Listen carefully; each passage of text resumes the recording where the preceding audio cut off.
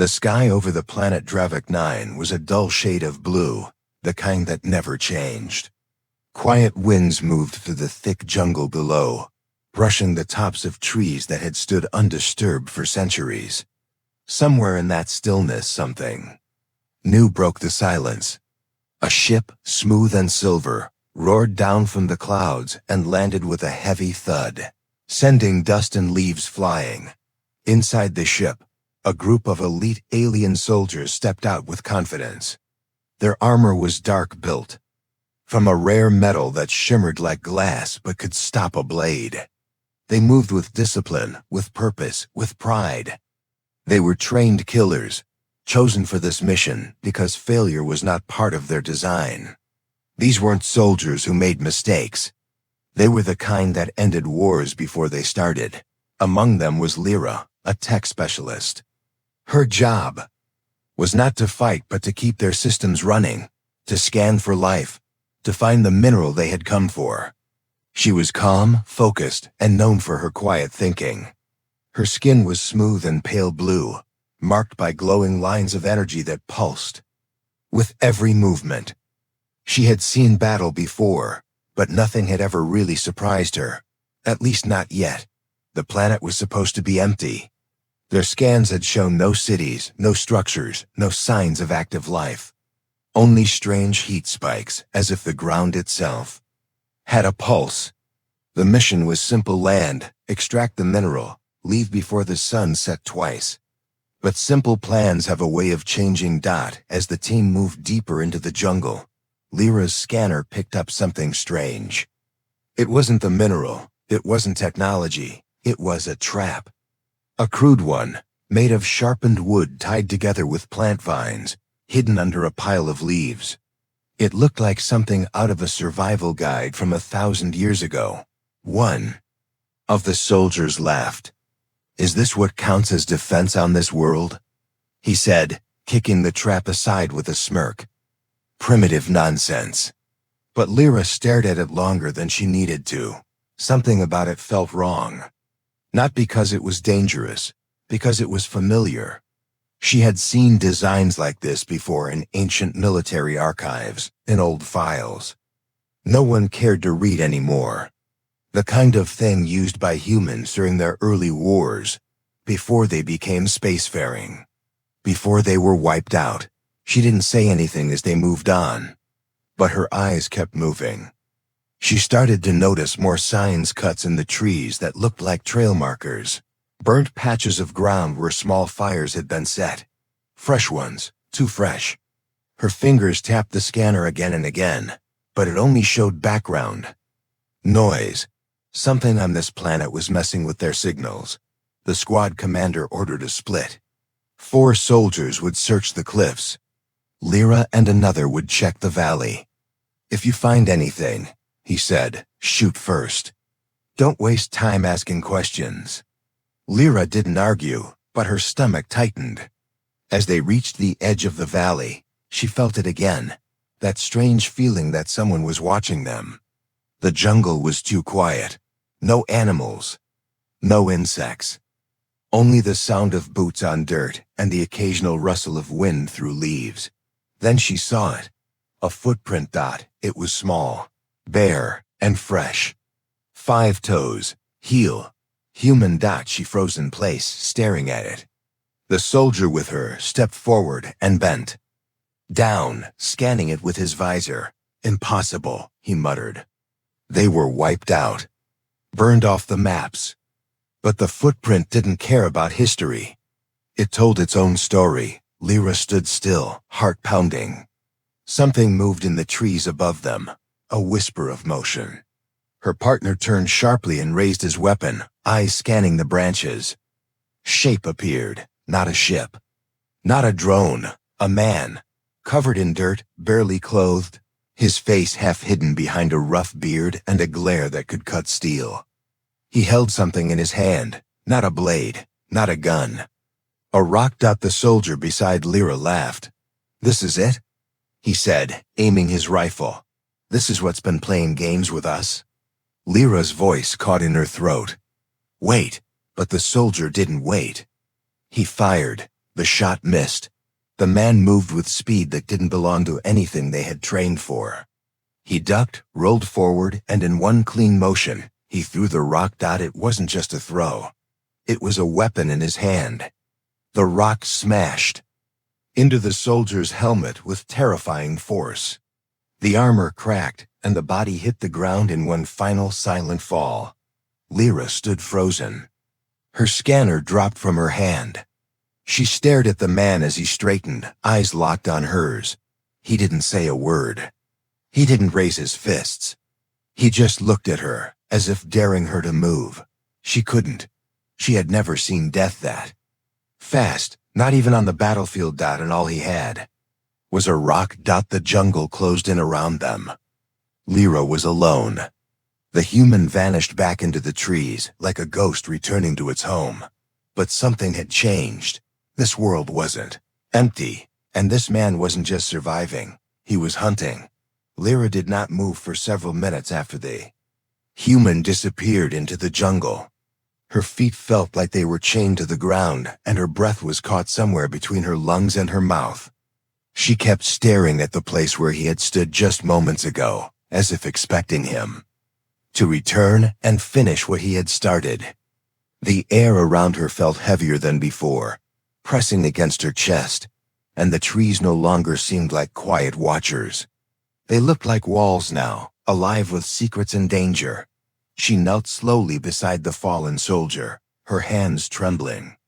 As she reached out to touch his helmet, the crack was deep and clean, cutting right through the armor like it was made of soft glass. A rock had done this.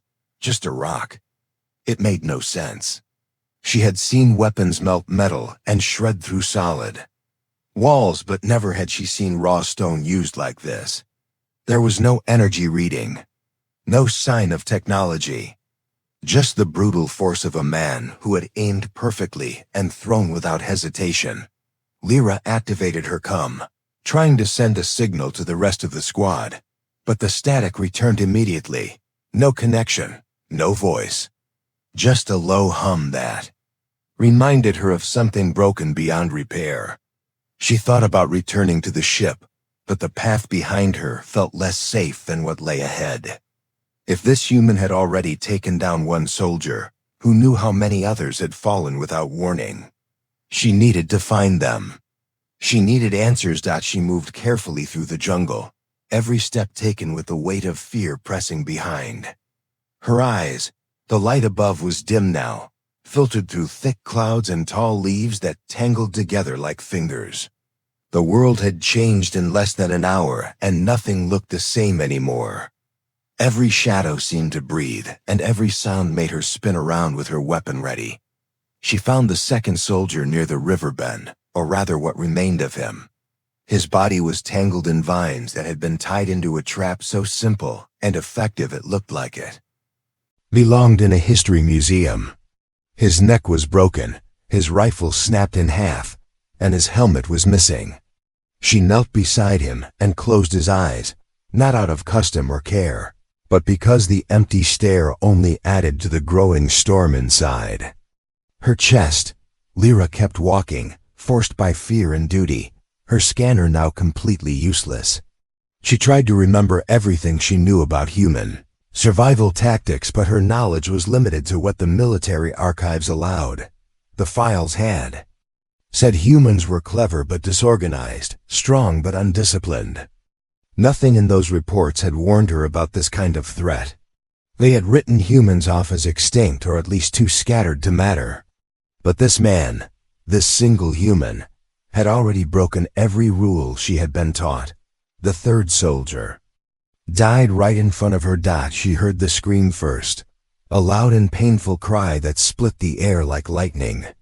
She ran toward it without thinking and stumbled into a clearing where the trees had thinned and the ground was muddy from recent rain. There she saw him, the human, standing over the body of the last elite, breathing hard, hands stained with blood, and his eyes still burning with that same calm fire. The elite had been armed with a pulse blade, one of the deadliest close-range weapons ever made, but it now lay useless in the dirt, bent and cracked. The human had taken it from him and used it to end the fight. Lyra raised her weapon without thinking, but her hands shook so badly she couldn't aim. The human did not move toward her. He didn't speak. He didn't threaten.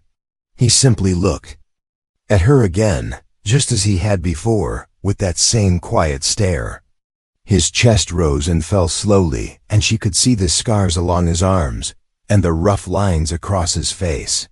This was not a man who had just survived a crash or a war. This was a man who had been shaped by the wild, carved by solitude, and forged by every battle he had ever fought. She could have fired. She could have pulled the trigger and ended the moment. But something inside her refused. Maybe it was the way he stood, completely unafraid.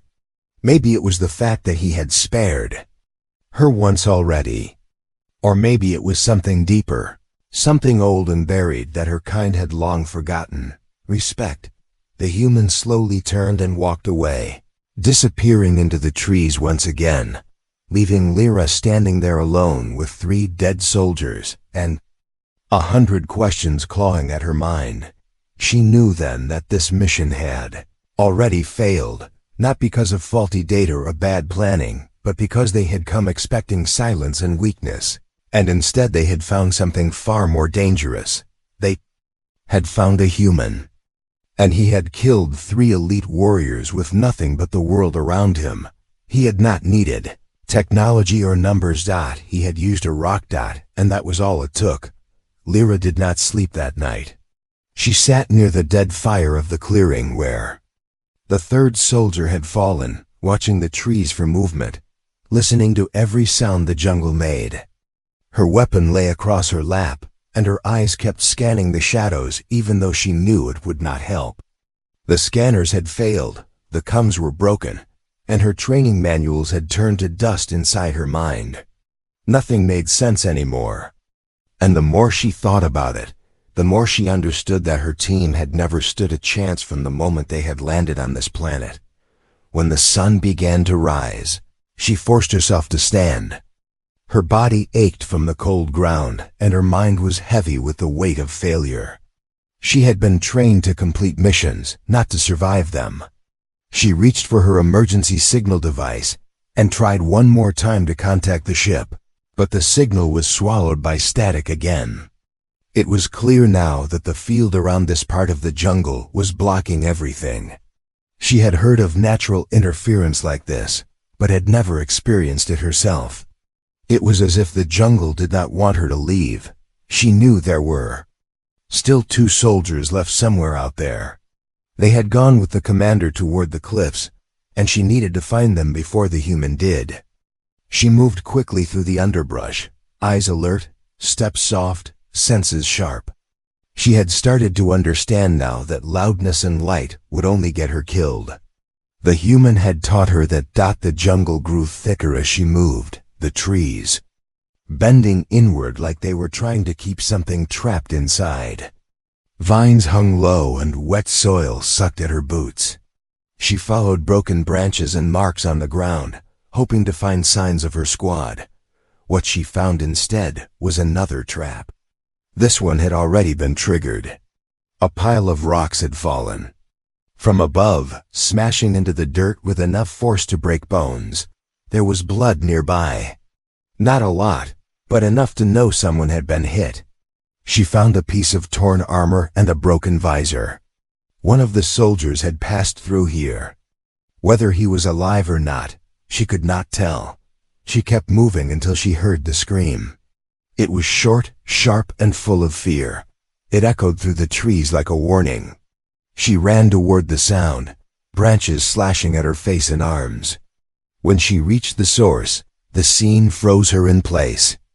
The commander was down, slumped against a tree with a long gash across his side.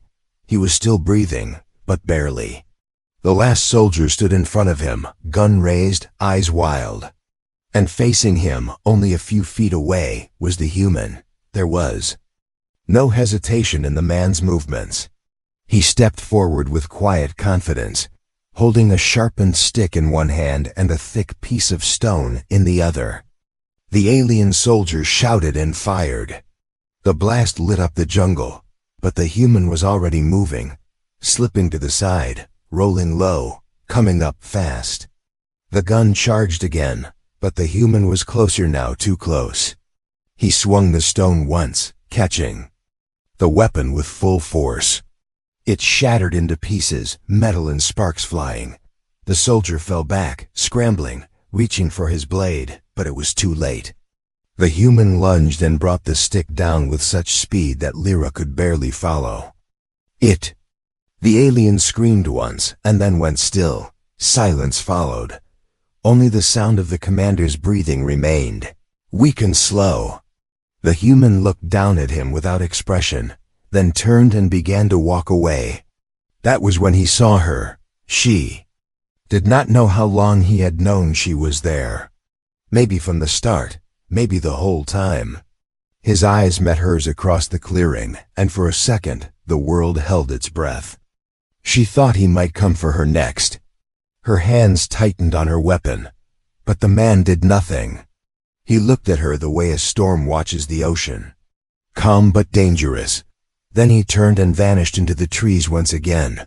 Lyra moved to the commander, pressing cloth to his wound, trying to stop the bleeding. He opened his eyes and tried to speak but could not form words. She could see the confusion in his eyes, the disbelief. How could a man with no armor, no tech, no backup bring down trained elites with simple tools found in the dirt? How had he survived so long alone? Lyra did not have answers. All she knew was that the jungle was his home, and they were the intruders. They had walked into his territory with pride and power and had been destroyed by hands that had nothing but instinct and memory. The commander died before she could speak to him again. Now, she was alone, completely alone, and the jungle had grown. Quiet again. Not safe. Not calm. Just quiet. As if it were watching her now. Waiting for her next move. She knew the human was still out there. She knew he was watching. He always was. And she had only one choice: to follow the path he had left behind. Not to fight him, not yet. But to understand. Because if she did not understand him, she would never leave this planet alive. Lyra did not bury the commander's body because there was no time and no point. The jungle had claimed everything else, and it would take him too. She stood over him for only a moment, staring down at the once proud leader who had come to this planet with full confidence and left it with nothing but silence in his eyes. She felt no joy, no anger, only a numb coldness that had settled deep inside her chest, a weight that kept growing heavier with every step she took through the trees. She no longer cared about the mission or the mineral or the squad. That part of the story was already over. What remained now was the question that would not leave her mind. Who was this human, and how had he become something so dangerous? The sun was beginning to fall again behind the distant hills, and the long shadows stretched across the forest floor like black rivers. Lyra moved slowly now, not because she was weak, but because she understood the jungle was not hers. It belonged to him. Every sound had a meaning, and every broken twig could be a warning or a trap. She followed a narrow path lined with marks. On the trees, small cuts made with sharp stone or bone. They were not random. They were messages, a system, maybe even a language built from survival. Each sign told her where to go or where not to step, and she obeyed them because something inside her whispered that if she didn't, she would never leave the forest again. She walked for hours without speaking, without stopping, until the trees opened into a small clearing lit only by the fading light of the sky. In the center of the clearing stood a structure made of old metal, broken tools, scraps of ship parts, and wood. It was a shelter, but not one designed for comfort. It was made to last, to protect, to hide. She stepped closer and saw the remains of old fires, cracked helmets, faded photos burned at the edges, and tools carved from alien weapons now rusted and dull. And sitting near the fire, sharpening a long piece of stone with a small blade made from melted metal, was the human. He did not look surprised to see her. In fact, he barely looked up. He kept sharpening the stone slowly, carefully, with the calm patience of someone who had done this 1,000 times. His beard was thick now, and his skin tanned and marked by old wounds and dirt. His body was lean and strong, shaped by time and pain and the weight of survival. His eyes were the same as before, cold and steady, but not empty. They held stories that could never be told and memories that could never be forgotten. Lyra did not raise her weapon. She knew by now it would do her no good. She stepped forward and spoke for the first time in hours, her voice hoarse and low. She asked him who he was, how long he had lived here, and why he had killed her squad. He looked at her for a long time before speaking. His voice was rough but calm, and he spoke slowly, as if the words had not been used in a long time. He said his name was Tom, just Tom, no title, no rank, no number. She asked him if he was part of the first human colonists who had landed here.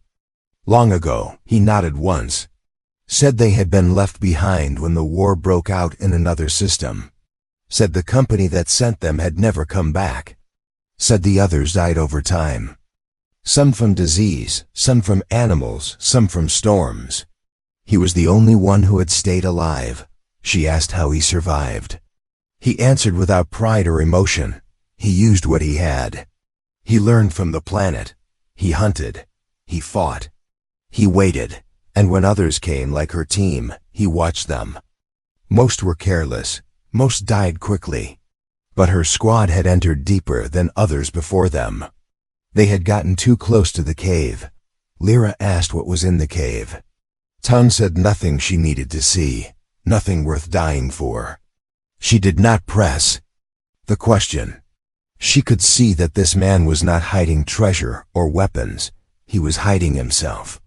And whatever had changed him, whatever had turned him from a man into this quiet force of nature, was not something she could understand just yet. She asked why he let her love when he had killed the others. He said she didn't fire. She watched. She waited. She listened. And that was enough. The fire cracked softly between them as the night wrapped around the trees. The stars above shimmered through the leaves. Lyra sat across from him, feeling the exhaustion rise in her bones.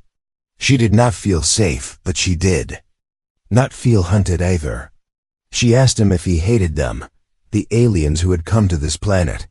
He shook his head slowly and said he had stopped hating long ago. Now he simply survived. If someone came with weapons, he fought. If someone came with silence, he listened. Lyra understood then that Tom was not just a man anymore. He had become something else. Something that could not exist in cities or ships or stations. He was a creature of the wild now, part of the jungle. Part of the dirt and stone. He had no army, no technology, no allies, yet he had defeated them without hesitation. He had become the ghost in the trees, the shadow in the leaves, the reason this planet was still marked red on the navigation maps. She sat quietly beside the fire and watched him continue his work, sharpening tools that did not look like weapons, but could kill without warning. She wondered what would happen to her next, whether he would allow her to leave or whether this would become her prison, like it had become his home. But for the first time since the mission began, she felt like she was not in command anymore. She was no longer a soldier or a specialist. She was a visitor in the territory of something ancient and unforgiving, and the man across from her had become more than just human. He had become the story they would never believe.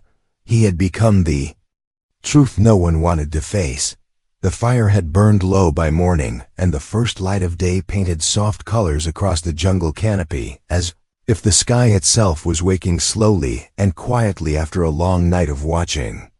Lyra opened her eyes to the sound of birds calling far in the distance, and the gentle rustle of leaves moving above her. She was still alive, and Tom was still there sitting in the same spot where she had last seen him, still working with his tools. As if nothing had changed. For him maybe nothing had. But for her everything had. She stood and stretched slowly, feeling the pain in her shoulders and legs from the cold ground, but she did not complain. She simply moved toward the small stream nearby and splashed water across her face to clear her thoughts. Her reflection in the water looked different. Her eyes were tired and her armor was scratched and dirty. But it wasn't just the surface. That had changed. She had seen something here that would never leave her mind. She had come to a dead world expecting silence, but had instead found a man who had become something more than legend, something real and raw and stronger than any soldier she had ever known.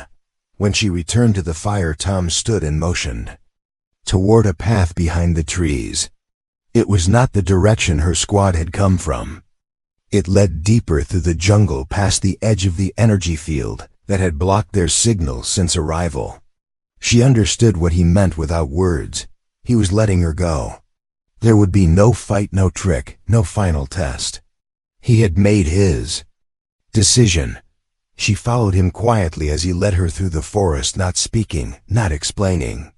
The silence between them was not empty, it was full of understanding. After a long walk, they reached a small ridge where the trees opened to reveal a view of the horizon. From this height, Lyra could see the emergency beacon of their landing ship still blinking weakly through the jungle fog. The ship had been untouched, and she realized now that Tom could have destroyed it at any time if he had wanted to trap them here forever, but he hadn't. He had only defended his space when they stepped too deep, when they came too close to what he was protecting. She turned to face him one last time. He looked out over the trees, eyes calm and steady, his face unreadable. She wanted to ask him why he stayed here when he could have tried to escape, when he could have returned to the stars, to the world that had forgotten him. But the question stayed in her throat because maybe she already knew the answer. He was not lost. He was not waiting for rescue. He had chosen this life. He had chosen the wild over machines, the silence over orders, and the stone over weapons. He had become something pure, something free, something that could not survive anywhere else but here.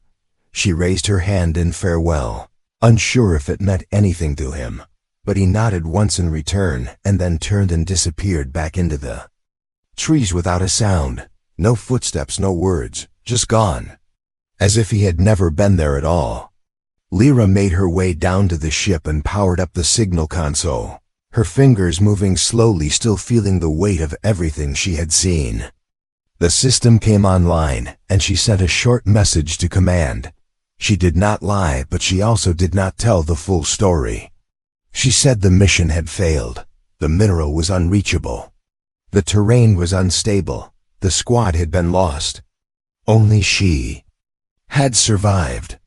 But in her private log, she recorded the truth, not for the record, not for revenge, but for memory. She wrote that a human remained on that world, a man abandoned by history and company alike. She wrote that he had survived alone against time and nature and enemies without armor or technology. She wrote that he had killed 3 elite soldiers with a rock and had looked her in the eye without fear. She warned them not to return, not to send more troops, not to disturb what had been built in the silence of that jungle. She closed the log and sealed it with her name, and then prepared the ship for launch. As the engines rose with a low hum and the ground below began to fade, she looked once more toward the forest, stretching far into the distance, and she wondered if he was watching. She felt in her heart that he was. He always was. And though she left the planet behind, she carried a part of it with her, now something carved not from stone or war, but from truth. In the days that followed, when people asked her how she survived, she said very little. When they laughed at the story, she told only one sentence. He used a rock. And that was all she ever needed to say. Because some stories do not need to be explained. Some stories are remembered, not because they are loud or long or full of glory.